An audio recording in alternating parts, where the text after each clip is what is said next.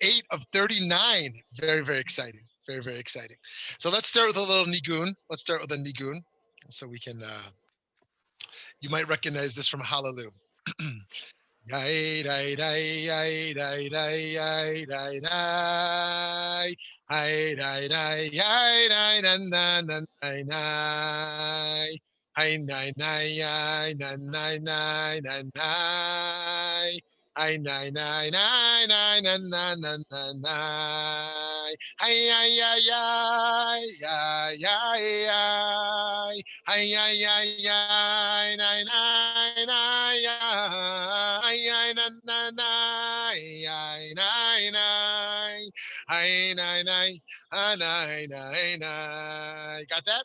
Ay na nai ay na na nai na nai ay ay ay ay ay ay ay ay ay ay ay ay na nai ay na nai ay na nai nai na na na na na nai ay ay na nai ay ay ay na na nai nai nai nai nai ay na nai ay ay ay.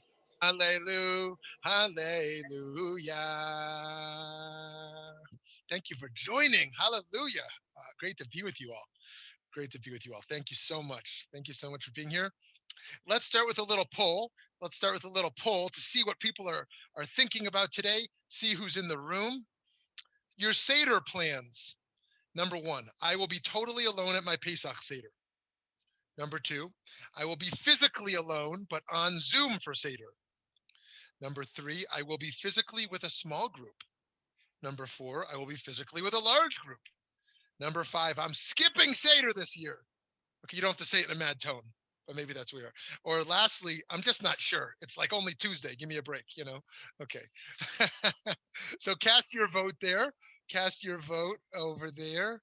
We'll give you a few seconds. Let's see where everyone is at. Hi, Andrea. Just joined us. Okay, let's see the results of that poll. Let's see what people are doing for Pesach this year. 7% totally alone. I guess that's probably one person here. 29% physically alone, but on Zoom. Okay. I will be with a small group, 57%. All right, we got some vaccinated folks. Large group, 0%. Good, I'm glad to hear that. And skipping Seder, 0%. Also glad. No judgments, but glad to hear nobody's skipping. And just not sure yet, it's only Tuesday, 7%. Okay, great. If you're like me, you think about Pesach like 9 months in advance. Like Pesach ends and the next day, you're like, what are we doing? You know? But okay, so so great to be with you all. And this is a very exciting Malacha. You know, if I was a synagogue rabbi, I would start each sermon with this is the most exciting parsha. This is the most exciting parsha to talk about. So I feel that way about the malachot as well. Okay, the 38th malacha is Makeh b'Patish. Anybody ever heard of Makeh b'Patish? They don't teach that in Sunday school.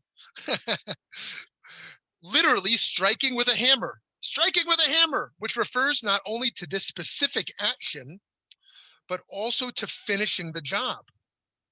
Finishing a job is called Makeh b'Patish in Hebrew. In the construction of the Mishkan, the tabernacle, the final hammer blow was administered to the gold sheets to connect them to the boards. This malacha doesn't only relate to the completion of something newly created, it also applies to a repair, to a broken item that makes it workable again. A practical example would be screwing back in the temple piece of a pair of glass.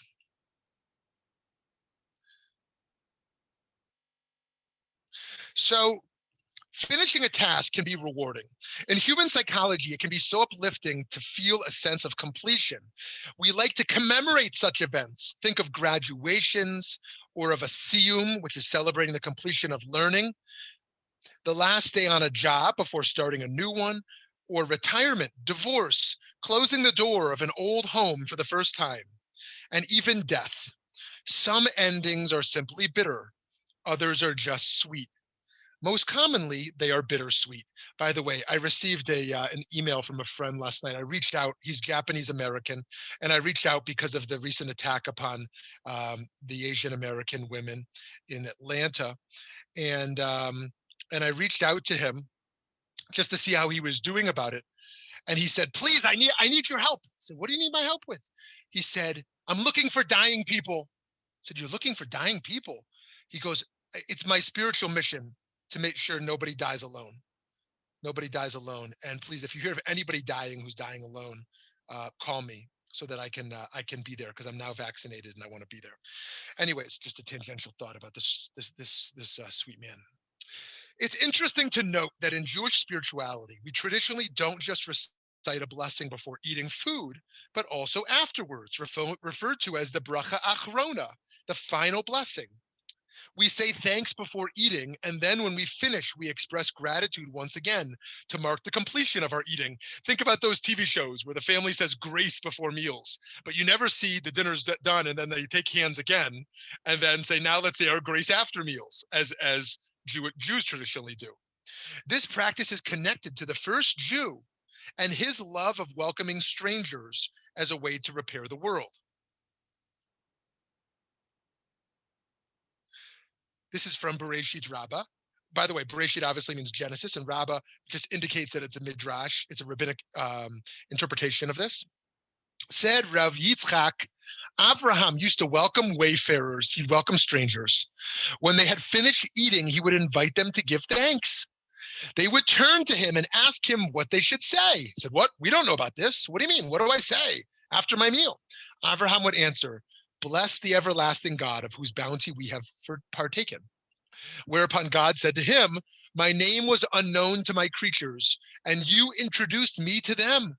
I therefore regard you as being a partner with me in the creation of the world." What an awesome source, right? Abraham loves refugees. He loves strangers. He loves immigrants. He doesn't just love them. He says, "Come into my tent." But then he doesn't just want them in his tent. He wants them to feel spiritually uplifted in his tent. And because of this, God views Abraham as a partner in not just repairing the world, a partner in creation of the world. Some tasks in life have no end, and so we break them up into segments to feel a sense of completion within a never-ending long-term journey. Consider the journey of marriage, or the journey of parenthood, or the journey of spiritual growth. These experiences never truly finish, but we celebrate their milestones by marking b'nai mitzvah or benot mitzvah, birthdays, graduations, and weddings, even often after the death of a person whose life events we mark. Think of the yard site. In community organizing, we know that we never completely win and find ourselves in a utopia. Rather, the path toward a more just and holy world is never ending. So we celebrate little wins to keep up the momentum, but never take our eyes off the grander prize. Rabbi Harold Kushner, who I don't often quote so often, but in this series I've quoted quite a bit, offers a fascinating distinction between the life of an angel and the life of a human. Ever thought about that comparison? What is the difference between a life of an angel and the life of a human? In the Bible, he writes, we often read of angels appearing to people at crucial moments of their lives to bring them a word from God. We don't have to picture them as ethereal creatures with wings and halos. They usually seem to take on human form. But one interesting thing about angels sent by God is that when they have completed their mission, they disappear, which happens to the angel who tells Shimshon's mother that she will have a special child in Judges 13, and to the angels who come to Abraham and to Lot in Genesis 19. One by one, their message delivered, they vanish. That is the difference between angels and human beings, and between human beings and less advanced forms of life. We find ample reason to go on living even when our biological mission has been completed. Nature may have designed us to bear and raise our young and then fade away. Nature makes the rules for things like sex and childbirth, health and illness, but nature cannot comprehend such qualities as love, wisdom, or creativity. We cannot expect nature to understand our drive to see grandchildren grow up, to read or write another book, to hear symphony, follow a pennant race, or take pleasure in the emergence of a talented young actor or actress. That is why we, in the last third of our lives, fight back against the natural process of decay. It is not out of greed or vanity. It is because there are things we still want to do and enjoy, proudly and defiantly proclaiming that we are not yet finished living. And so as humans, we continue to affirm life even after the completion of the activities that make up our lives. Yes, in fact, I was just with a loved one talking earlier this morning who said, I feel kind of down. I don't feel a deep sense of purpose like I did when I was working full time. And we talked about that feeling a little bit of what it means to feel a little bit less driven, a little less ambitious, a little bit of less of a sense of purpose, and a type of depression that can emerge for people in such a state. And yet that's profoundly and precisely what is constitutive of humanity. Precisely what makes us human is that when the natural order of calling or mission or purpose fades, that is precisely a time when human actualization can flourish. When we once again redetermine a sense of purpose rather than enable the natural cycle to dictate that to us. We don't complete our tasks and then call it a day, call it a life. Rather, we set new directions, new goals, and new aspirations. An angel has only one calling, and disappears after its mission. But as humans, we continue to evolve and grow and realign with the calling of our time. But this never-ending journey can be quite exhausting. So friends, just to rehash this point one more time before we get to this next Kushner quote, that as humans, we don't have one purpose. We don't have one purpose: to be a parent, to be a spouse, to be a stockbroker, or be a doctor, right? Okay, that's one part of our life, right? And then we have another purpose. Angels have one purpose, and then they fade away. They're gone. But we are an evolving species. So Kushner writes, he continues, in my nearly 50 years as a clergyman, I have been at the beside of many, many dying people, young and old, religious and freethinkers, successful in life and less successful. They taught me the profound truth that terminally ill people are not afraid of death. When you are very sick, when little by little your body stops being able to do the things it has always been able to do, death may be the only cure that ails you. There are three things that terrify the very ill person more than the prospect of dying. They are afraid of pain. They are afraid that people will abandon them while they are still alive, having never accomplished anything that will cause people to remember them when they are gone. For most people, the prospect of nullification, of having left no mark on the world, is more frightening than the prospect of not living forever. The real fear of dying, I am convinced, is the fear that we will leave this world with our tasks unfinished. And the best way, indeed the only way, to defeat death is to live fearlessly and purposefully. So friends, every day there's a new article that comes out about biggest deathbed fears. And I don't see them every day. I probably see them once a year. Maybe you see them more often. But I'm going to post over here the one I saw that came out today in Today, USA Today. And their argument over there, or her argument, Tenzin Kiyosaki. Oh no, they're quoting her, but the author is Pawlowski. Their argument over there today is about deathbed fears. Most commonly, what we see from those articles are that people most regret not having spent their time with people they cared most about, right? That's what we most commonly see. But what they argue over here as the three regrets, and I already posted the article, but I'll quote the three ideas from this article. Number one, I did not live my life of dreams. That's number one. Number two, I did not share my love. I did not share my love. And number three, I did not forgive. I did not forgive. So you can think about whether those speak to you or not. Perhaps you want to write your own article about such a thought. But it is an interesting experiment to have deathbed meditations and to preempt such regrets. Of course, the greatest sages we see in the Talmud are filled with end of life regrets, and so there's no correlation between being a virtuous person or non-virtuous person and having regrets at the end of life. It's a human condition to have regrets at the end of life, regardless of how prepared we are. Okay, here we go. Let's continue here. Indeed, we may seek completion. We might want to ride out into the sunset to a standing ovation. Wouldn't that be cool? Like, we're like, okay, I fulfilled my purpose. I'm going to get on my horse, a silver. I'm going to get on the high-ho silver. By the way, I just showed my kids recently that scene where Tonto, you remember where, no, not Tonto, where the Lone Ranger shoots the cord, freeing Tonto. You know, that amazing scene?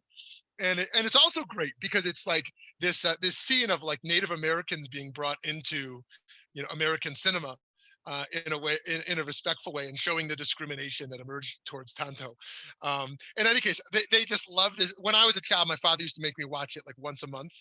And then when we grew out of that, you remember that Rudy film where Rudy, the last 2 minutes of the Rudy film? So my father used to make me watch that once a month, where Rudy, that where the whole crowd is chanting Rudy. In any case, so my kids absolutely love this final scene. So Silver, so imagine this: you feel like, oh, I've done what I need to do here, and you get on your horse and you ride into the sunset, and you get a full standing ovation from everyone around you. Like, wouldn't that be a great way to kind of close shop? But we know life is far more messy. Life is far more messy. And along with being more beautiful than something that can be tied up perfectly with a bow, to live in an open-minded, open-souled manner, we need to control our fears that hold us back so frequently. And yet there are moments so great and transitions so radical that we can taste completion. Consider the Israelites on the far side of the sea, watching their oppressors drown in the water through which they had just passed. I mean, it's hard to imagine. Today, we live with such privilege and comfort that we say, oh, like, oh, why should they be celebrating the death of the Egyptians, their oppressors? But listen, if you've been in slavery for 400 years and you see them chasing you, and you make it to the other end of the sea, and then you see them drown in the sea, you're not in a place of privilege of saying, I really should feel no joy right now at these people dying. You're in a state of complete relief, a radical completion of an era that your parents, you were raised in, your parents knew, your grandparents knew, your great-grandparents knew. All they knew is the life of slavery. And you see that chapter close in front of your eyes when you're on the other end of the sea. Imagine such a moment where you're like, American slavery was nothing like that. American slavery ended, and then it kind of didn't end, and then it kind of was prolonged, and then it wasn't completely addressed, on the criminal justice front, the economic justice front, not to mention discrimination and civil rights, and let's keep going on and on. And so there's no completion. Black people in America never felt like, oh, good, that chapter's over. That chapter's over. If you're an Israelite on the other end of the sea, you're like, oh, the chapter's over. Think of the moment at Mount Sinai, hearing the words pronouncing the 10 Commandments, when these same Israelites knew that the world's moral compass would be altered forever. All of a sudden, you kind of thought killing was wrong. Adultery seemed wrong to you, right? Idolatry, coveting, stealing. You had a natural morality that these were wrong, but now for the first time, the divine word emerges and says, these are the 10 Commandments. I mean, this is a world-altering moment. Consider the words of President Abraham Lincoln from his second inaugural address. With malice toward none, with charity for all, with firmness in the right as God gives us to see the right, let us strive on to finish the work we are in, to bind up the nation's wounds, to care for him who shall have borne the battle, and for his widow and his orphan, to do all which may achieve and cherish a just and lasting peace among ourselves and with all nations. Indeed, there are some tasks that are never ending and others that we seek to complete. He saw this moment. We are entering a new era of America or this where of a United States, right? And yes, there is there is the transitioning happening of comforting and of uniting, but this is a fundamental shift in this country's trajectory, unlike any this country has ever known, and he's marking that transition. Consider how Rav Pinchas Hurwitz wrote about our work of completing creation. Okay, sorry, this is a little bit of a long quote, but I thought it was worth it, based on how he as a Kabbalist understands Tikkun Olam.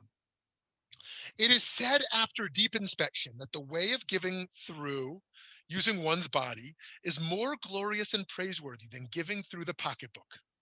However, just because this type of giving is more glorious, a person should not abandon the second type of giving, for truly the second type is more needed for repairing the community of humanity.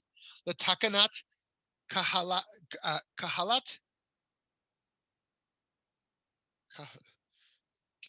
kehalat min ha'enoshi, right? So, I see. This is just a strange. It's kahilat. It's just a strange translation there. Sorry. Latakanat kahilat min ha'enoshi, repairing humanity, and it's better in the eyes of God and humanity to furnish the poor from the blessings of one's house, to supply the poor from one's own money, and to free the captives and give ransom for their lives, and not feel the loss of ransom money, to give one's bread to the hungry and to cover the naked with clothing, to loan money to the poor and things like this. And the essence of fulfilling the obligation of loving one's neighbor is of this second type, even though both of them as one are good, we see in Ecclesiastes. Okay, so just a reminder what he's saying so far. He's saying, oh, how glorious to make your body of service to others. You go and you volunteer, you give hugs, you listen to people, you take care of people. But don't forget, the real tikkun is through money, because that's what's going to sustain people in their needs, right? Organizations, individuals. So for fixing of the world, the takanat ha'olam, tikkun olam, for the value of joining together the human species. He continues. And now let us explore how many levels there are in these three kinds of doing good: through ideas, through one's body, and through property. And they are, number one, that one should help a single person. Number two, that one should do this for many. For example, if there were a town without a source of water and one dug with one's strength a well for them. And number three, that one does good for all the people in the world. For example, one used one's body and one's strength to make a bridge for a road that many pass through, or that one would hire workers and to make the bridge and pay them from one's pocket, or through the power of one's intellect invent some new tool that is good for the whole world, like Noah invented plowing tools in the world. And similarly, any tools that complete the establishment of the world, hamashlimim tikkun ha'olam, and its well-being. By the way, it's really radical that such an early traditional source continues to use this idea of tikkun olam, which we think of as a 1960s reform invention. And one who does good for the people of the world, such as one who invents a new tool that is good for the world, or a good book, it is appropriate for someone who is enlightened on the subject of loving neighbors, that at the least he would buy it in order that the inventor or author would expand and strengthen his heart by means of this to invent more good tools for the world. And so for the rest of all those who are wise of heart, that they should strengthen themselves and strive also to invent good things and necessary tools for the improvement of the world and its completion. So this is an interesting idea, that even though there is this Jewish concept of tikkun olam, the world is always broken and needing repair, there's also this idea of completion, that there are some acts that we complete. Again, our Malacha today is Makeh b'patish, completing an act. And there is this concept of completing creation, or completing an aspect of creation, in addition to this idea that we live in a world that is inevitably and eternally broken and in need of repair. We learn famously in Pirkei Avot, one of my favorite, Lo alecha hamlacha ligmor, that the work is not for us to complete, yet we still cannot desist from participating. I'm sure that's a concept we've all heard before, but just to remind us of its significance, there are people who say, they're cynics. Why should I participate in responding to homelessness or protest corruption or take care of the poor? Inevitably, these problems will always be here. And so it's just the reality. Like, enjoy yourself. Those problems aren't going away, right? I shouldn't get involved.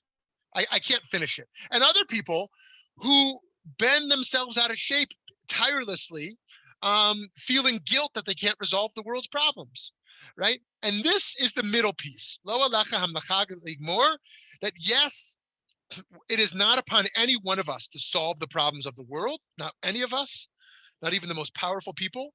And yet, just because it's not on us to finish it doesn't mean we can desist from participating in that work as well. This incredibly powerful directive reminds us that none of us completes our own missions, and yet our work is still meaningful even without completion. Consider how the creator of the world allowed each day to pass in the days of creation without having finished creation, right? Think about that in the creation story. You might have said, gee, it's an all-powerful being. Create the world in one act. Boom. One act, one word, the world is created. But instead, day one, and then there's a pause, and day two. And God goes to sleep, so to speak, without completing creation. So too, we can kind of go to sleep at night, understanding that we didn't finish our work. We didn't finish our work. And even after a week's worth of creativity, the apparent completion of creation was followed by a divine command to humankind to participate in the continued completion of the task, as it were, by populating the earth and mastering it. So too, when we go to sleep at night, we can find solidarity with the divine in knowing that the work is not done, but that we did what we could do that day. I'll tell you a story about my daughter. Since this is a group of friends here, I feel like I can share these personal stories. Of course, it's also live on Facebook, but we'll just ignore that fact. Maybe nobody's over there. But with the group of friends, I'll tell you something my daughter said falling asleep the other night. I think it was 2 nights ago. So it was actually very interesting because we had in our Science and Judaism series that we've been doing at VBM, we had an astrophysicist speak a few days ago. And I asked her a question because I know nothing about this stuff. I asked her, I said, in Kabbalah, we talk about the Ein Sof. We talk about that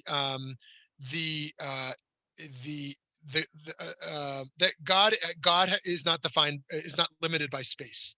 There's an infinite, not only eternal and infinite, but a never end to the space that exists. So I said, how do we think about that in terms of physical space today? Is the understanding that beyond galaxies, like space has no end, or is there an end to space? And so that was my question, and it's no better than a 7th grade question. I mean, I just don't know anything about it. And literally, I don't know if it was that night or the next night, we're falling asleep, and my 4-year-old said, Abba, she said, what do we call the space after outer space? And I said, I have the same question. I have no idea. And then I asked her a question, and I said, I think we call that God. I think we call the space beyond space God. And then I said, what do you think God feels there? And she said something amazing. She said, not something sweet and happy, but something still amazing. She said, what do you think? I said, what do you think God is feeling there? And she said, I think God is sleeping and crying in his sleep. She refers to God as him. My son refers to God as her, but and that's a different conversation. And anyways, I think he is crying in his sleep. Now, there's a lot to say about that answer, but she cries in her sleep, next to me, fairly regularly, and this is a reminder of projection, that not only are we created in the image of God, but we construct God in our own images, right? That she's about to be afraid to fall asleep, and thus knows she may cry in her sleep, and thus imagines a God who also cries in his sleep. So I thought that was, anyways, there's a lot more to say about that. So when we go to sleep at night, we can feel solidarity with the divine in knowing that the work is not done, but that we did what we could do that day. What's so inviting about theologies of a messianic era, and now I'm moving to completion here. The theologies of a messianic era is the sense that we can and will live in a redeemed world. Like what's so inviting about that, right? Like, and ask yourself, do you find any comfort or solace in the idea of a redeemed world, or is that so far-fetched? Here's what Rav Kook writes: the holiness that is in nature is the holiness of the land of Israel, while the Shekhinah that descended into exile with the people, Israel, has the capability of preserving holiness, even in opposition to what is natural. But holiness battling against nature is not holiness. That is whole. It needs to be absorbed into its highest essence in supernal holiness, which is the very holiness of nature herself, which is the foundation of preparing the world in its entirety, tikkun olam kulo, and its complete rapture. And then the holy in the exile will be joined to the holy of the land. Then war will stop completely. The attribute of judgment will be enraptured, and all will incline toward loving kindness. On Shabbat, friends, we can dream of that redeemed world where our work is complete. In the meantime, we will need to engage in our own Makeh Patish, to continue to work each day tirelessly to build a redeemed world. To do so, we will need to pause, rest, recharge, and reflect on what work we're doing. Shabbat can give us a temporary sense of completion, an inkling of what it could feel like to see the work as finished. After Shabbat, we are reminded of just how broken the world is and how incomplete the dream of completion is. Shabbat gives us a respite, allowing us to dream of that final hammer blow. Okay, friends, I would love to, let's go to gallery mode. There we are, great. I would love to hear from you on your thoughts. Rabbi Shmuly, you brought up the topic earlier of siyum, and I like to think that after 39 weeks of classes and learning, that this would constitute in its own way a siyum. What do you see from this class and from this whole experience to be? How do you want to experience like celebrate a siyum in this context? Do you have your own like standard way that you do it, whether it's this class, it's setting the Talmud, or if it's or is it customized based on the I love that. I love that. type of learning that was accomplished? I love that. Before I say something like that, I just want to note oh, okay, that message was sent to me privately.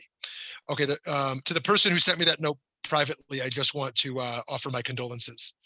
Since I see that wasn't sent out publicly. My condolences on your loss. I'm so sorry to hear that. Happy to talk more after too. Um, so Eric, thank you for that question. So what Eric is referring to, if you're not familiar, is called a siyum. I'll write it over there in English spelling, siyum. A siyum is a little party. Party is a little bit of an overstatement. A little bit of a commemoration of the completion of Jewish learning. You finish Tanakh, you finish the Talmud, or you finish a tractate of the Talmud. And it is a great invitation for us to do this next week, especially those of you who have joined most of our 39, to have a little siyum together. To celebrate the completion of this learning chapter. And yes, this is like a birthday. This is like a graduation. This is like an anniversary, like a yard site, a way to celebrate the completion. Actually, this is a week where many Jews have a siyum. You know why? You may have heard that some people love to eat meat, and yet there is an idea about not eating meat before Pesach for firstborns. Well, not just eating meat, really eating at all. There's a fast of the firstborns before Passover, if you recall, because the firstborn males were going to be killed in Egypt. And so there's a fast of the firstborns. But if you have a siyum, you have a reason to celebrate, and thus you can eat. And so many people get around fast days by creating a siyum, so there's a celebration. In any case, The meat part is a different week, but yeah, I think the Siyum often takes different form. You're right, of how we celebrate such completion. And Eric, you're giving me an opportunity to think about how we can think about this together. Together that next week. Maybe since we're talking about Shabbat and rest, maybe we can all take a nice nap. Maybe we'll go on Zoom. We'll turn on Zoom. Everyone will go lay down and we'll all take a nap together. That'd be a little creepy, actually. Well, but would, you get the idea. Yeah, Andrea. Yeah. I would say that we just completed the tractate Pesachim coincidentally right before Pesach. Yeah. And I participated in 2 Siyums on Sunday. One was with the Hadron. There were 568 participants, mostly women, and 4 women taught. And then with the Talking Talmud, Siyum was also mostly women, 68. There were two teachers are also women participated, and a few of us gave teachings. So, and we say the Hadron that we will return. Yep. So that's Yep. kind of, I hope we will return to Rabbi Shmuly's teaching in some form, in any case. Thank you. Yeah, and just this, because this is the only group I'm dropping the information. I'll tell you the topic of the first three debates in our 40 debate series. For the 40 greatest debates in Jewish history. Here's the topics of the first 3. Naturally, one of them is Hillel versus Shammai, the great Talmudic masters, Hillel versus Shammai.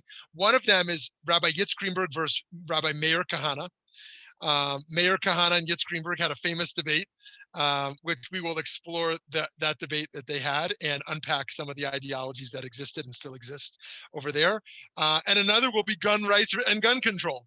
You don't think about that. So that gives us a taste how some of the debates will be specific figures and their actual debate, and some will be how a certain debate existed throughout the eras in different forms, and we'll look at how that evolves. So those are the first 3 of 40, if you'll join us for that. And yes, and Andrea's point is really wonderful, this idea of returning, that one of the ways that Jews celebrate completion is by immediately returning to restarting. And this is most obvious in the idea. Excuse me. This is least obvious in the bar bat mitzvah, because what happens after the bar bat mitzvah? They're like, see you later, right? Excuse me. It's the last thing of returning. It's like the end. But in the at Simchat Torah, at the end of the Torah reading, we immediately start reading the book of Genesis again. We finish Deuteronomy and we start Genesis again right away. And so we see that right away. So I'm just going to grab a drink. 1 second.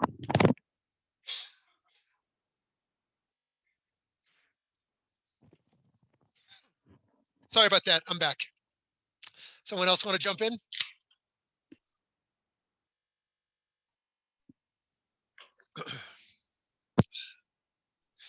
Go ahead, Eileen. Eileen, go ahead. Thanks, Andrea.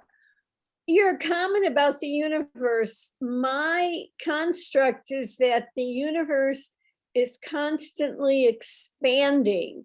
So there is no end. So in answer to your daughter's thinking, what lies beyond is unknown. There be dragons, but it's going to constantly be there. So in relation to a concept of godliness, God also would be expanding. Yeah, yeah, so this is particularly powerful. Thank you, Eileen, in regards to process theology, which really embraces that approach, as opposed to like a medievalist approach, which understands that there's no change, there's no evolution, there's no expansion. And this is interesting if you think of love. Some people like and some people don't like the idea of equating God with love. Like, what does it mean to feel God or connect to God or tap into the divinity in any form? This idea that is very similar to an act of love. And I think it raises the question of how finite or infinite love is. And I have long believed, but I would love there to be a romantic pushback from someone here. I have long believed that love is finite. And again, I would love a debate partner here. Not, I'm not going to debate. I would love to hear a response to it, because it can't be. oh, hold on, Eileen, just before you share. So let me share my view, which is that I largely view love, influenced by Judaism, largely as behavioral. I'm very interested in the emotional dimension, but because I largely view it as behavioral, I do think that we will have to make decisions, and that's why I think that loving more people means loving people less, to some degree, because if you have to share that time and those resources. And so I think that this is one of the ideas of why monotheism understands there can only be one God, because you can't share love with multiple gods. You will love each god less if there's many gods. This is also with having one spouse. Many spouses, you're going to share love. If you share love with many spouses, you will love that one spouse less. And in a similar way, that's why in our text, adultery is equated with idolatry, right? The idea of one God, one lover, is the idea that love can't be shared. Now, this is why siblings are so jealous of each other and their parental love, right? This is not just siblings as children, siblings as adults. Like I see, especially at deathbeds of parents, the types of conflicts that emerge. They loved you more. They loved this. You got this. I got that, right? And an unfinished business of who was loved more. We see this in the Bible, in the Torah, all the time. This idea of sibling rivalries in regards to love. This is the whole Joseph story, right? Joseph was loved the most, and all the conflict that emerges there. And so I continue to kind of believe that love is a cherished resource, and it is finite. Now, what's miraculous about God is that God can maybe love infinitely, but as human beings, so Eileen, let's hear your counter argument. I think human beings can love infinitely. They can love God infinitely without an end, without a boundary, without a limit. Just as a mother, I love my children. I do not set a boundary on that love. I do not say, I love you 50% and I love you 50%. It's 100%. Okay, thank you. Thank you very much. Yeah. Okay, someone else want to jump in on this or something else? Lauren, Shmuly, yeah. Yes. Do you mean that like a human being has only so much love to give? Yeah. I don't think so. I mean, okay, it's still silly to talk about my cats, but my last cat, I loved him so much. I couldn't imagine loving another cat as much as I loved him. But I have another cat. She's actually not the easiest cat to live with, but I love her more and more each day. And I think love wanes, I mean, I was married, I was divorced. I can't say I had any love left for my husband by the end. I think we love different people differently, but for some it's finite. Like, I love my mom so much. I love my grandparents so much that, there was no more love because that was the limit. But I think as human beings, I think we have an infinite amount of love to give. And, you probably see it with your children. And as each new child comes, it's 100% love for each one. Yeah. Thank you, Lauren. It. No, I hear that point, and I would love to get there. I think the way I kind of imagine it is, imagine like a cloud. There's like a love cloud above us, and we can tap into that love cloud and participate in the experience of infinite love. But when we're not tapped into it, we're just kind of in our regular zone. We're living in a more limited, finite, realistic kind of concrete existence. And we become self-concerned. We do a lot of things for the self that are not other conscious. We are limiting our love because we wish to survive. We wish to have pleasure. We wish to take care of ourselves. And that's okay. That makes us humans. To live, in my view, to live with infinite love would make us God. We would be so other focused, so full of other consciousness that we didn't need self-concern and self-care. And so I think we can have miraculous divine moments where we participate in infinite love. But I have to say to my kids, I have to limit my love of you because I need to go to work now. If I love you infinitely, I won't leave you. I'm going to be with you always. I'm going to take care of your every need, but I need to go to work. And so I need to, it doesn't mean in my heart I love them less, but I need to kind of not think about you right now because I have other things in my life I need to do. And my love is going to be focused somewhere else, and then it's going to come back to you. But Lauren, I hear what you're saying, and I want to get there. Someone else was about to jump in. Yes, Nona. I would say that you are that for me, what you're talking about is more my time or my energy, but my love is always there. The love is there, whether I am, as the vessel, physical vessel, have the capacity to, talk about it, deal with it, find it right that moment. But the love is still there. And I think so often, if you think about people who were in the camps or in refugee situations or any kind of mass situation where lots of strangers are in contact in dire straits with other humans who are trying to help them. And what people remember is the people who were kind and who loved them. And they gave them I think that there is a capacity for respecting the other, the Tselem Elohim, the idea. And I think it's something to try to attain. If you're going to think about God as love, what you're thinking about is you're trying to be as full of the capacity to respect and appreciate and support other people as this ideal sense of an all loving God would be. And we're frail. We don't make that happen every time. But when you put yourself in a space of mindfulness and you stop and you look around and you try to be present with other people, those people who can do that, and you can do that. I've seen you do that. You have that capacity to be a kind of a spirit that people just recognize an awesomeness in, because they see the love that you have, that you give to so many in so many ways. So I don't think I think we have the capacity to find more of it in ourselves. You're in a space of your life with so many demands on you. You have lots of small people who need you endlessly, and that takes so much time and energy. But the love is still there. Your just capacity to find it in yourself might be limited at times. Thank you, Nona. Yeah, thank you. And there's a lot to say there, but just the one thing I'll say slightly tangentially to your beautiful remarks is the tragedy of those who can't love. And for some that happens through woundedness over life, that they really close their heart to the ability to love or receive love. But tragically, as a foster parent, I see it with very young children also, that children who very early on in life were never shown love or taught how to love can oftentimes not be able to receive it at all. It's one of those things that we don't have listed, within the psychological disorder camp.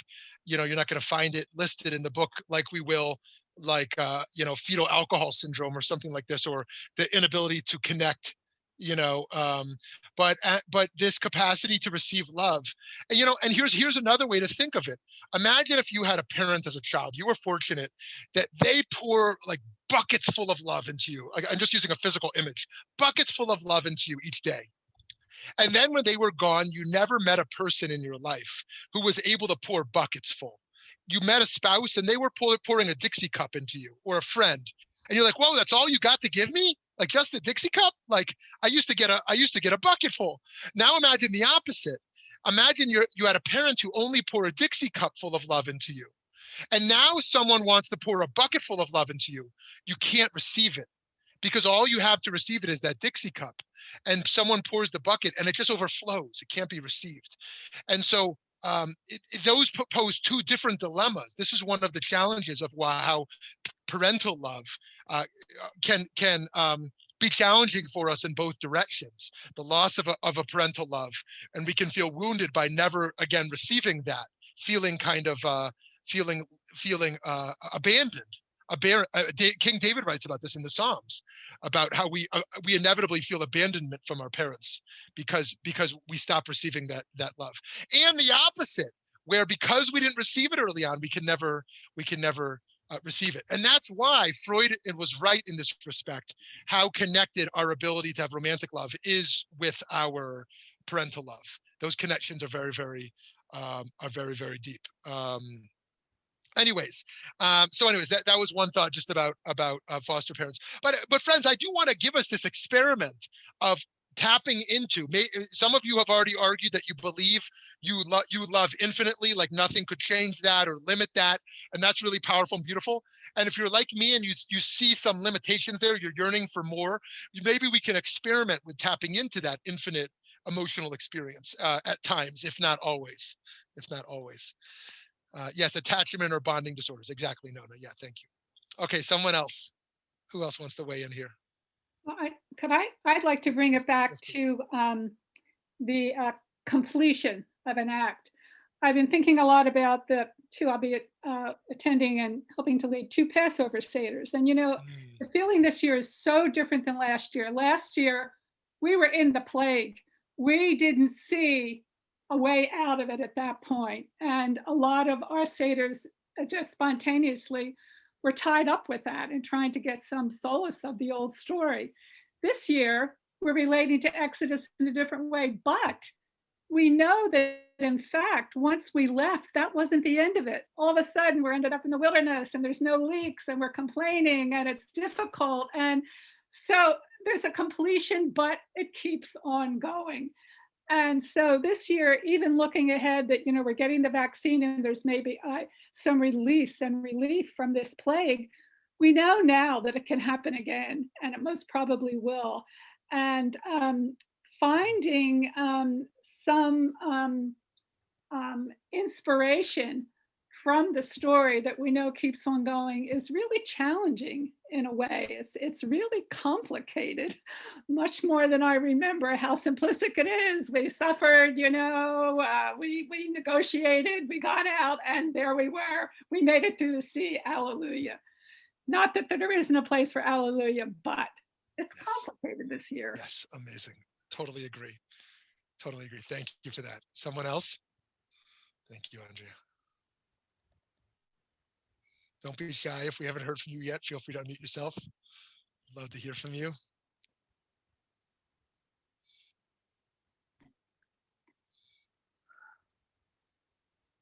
Rabbi, I was thinking there's a different kind of love. You're talking about one love, and you try to compare that or fit it all into one love, but you have different kind of loves. For children, love includes also a sense of helping, or they're being more helpless than an adult, so you love them differently.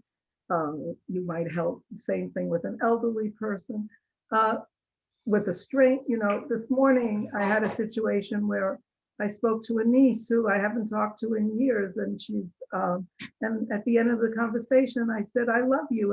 And when I would sit down and think about who I love, she would not have come to my mind. She's my husband's niece, so she's not my niece, so to speak. But and then she said, oh, I love you too, Auntie Carol. So for that moment, I really loved her because she called to see how we were doing. So love is just, there's not one love. There's not one love, one kind of love. Yeah, beautiful. Yeah, that's absolutely right. I think that's, it's, just to go back to something we shared earlier, that in the Torah, it talks about 3 loves, about love for God, love for stranger, and love for your fellow. Those are the 3 primary kind of that repeat. But C.S. Lewis writes about 4 loves. A love for a friend being very different than the love for a child, and love for for God, or for a spouse, or whatever the case is. And I think there's actually dozens and dozens of kinds. And imagine a love moment. We think of, and here it's sort of interesting that we think of love as long-term commitment, but think about a short-term love that would be valuable.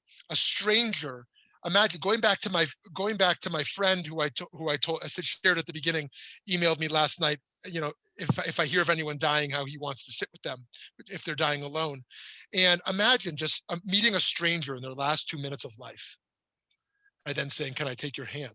And imagine the love of that moment. Like you've never met this person, they've never met you, but you're going to be with them, accompanying them out of this world. You know, like I can't think of a love deeper than that, of like sharing that moment. Now imagine it's not a stranger, someone that you have a prior relationship with. How much deeper is that? And so and again, this is chesed shel emet. This is the deepest kindness, because it's not based on reciprocity. Love based on reciprocity is a questionable love. I mean, it's, at least it's a different category of love. You love in order that they love you back, or you give so they give to you. But a love where there can be no return can be so profound. And so, friends, I give us this blessing. It's interesting that at Passover we read Shir HaShirim, Song of Songs, because this is a love song that we read as the special reading for this holiday. And I give us this blessing that we can learn how to love more fully, No. and learn how to receive love more fully in all different facets, with strangers, with friends, with family, with people we don't love yet, people we love already. And whatever that infinite love experiences is, if you feel you already have it, or if it's something you're yearning for, that we can experiment with that and grow with that, and never check it at the door. That wherever we go, transactional love versus unconditional love, wherever we go, we carry it with us. We channel it, right? As the Kabbalah says, even in places of gevura, places of strength or conflict or courage, you always still bring your chesed. You always still bring your love alongside that, even in those hardest things. I wish everyone a Chag Sameach. I'm so glad that we will have the 39th Malacha next week, in the middle of Chol HaMoed, in the middle of Pesach together. Wishing everyone a beautiful day full of love. Thanks so much. Chag Sameach, everyone. Chag Sameach. Chag Sameach. Sameach. Sameach.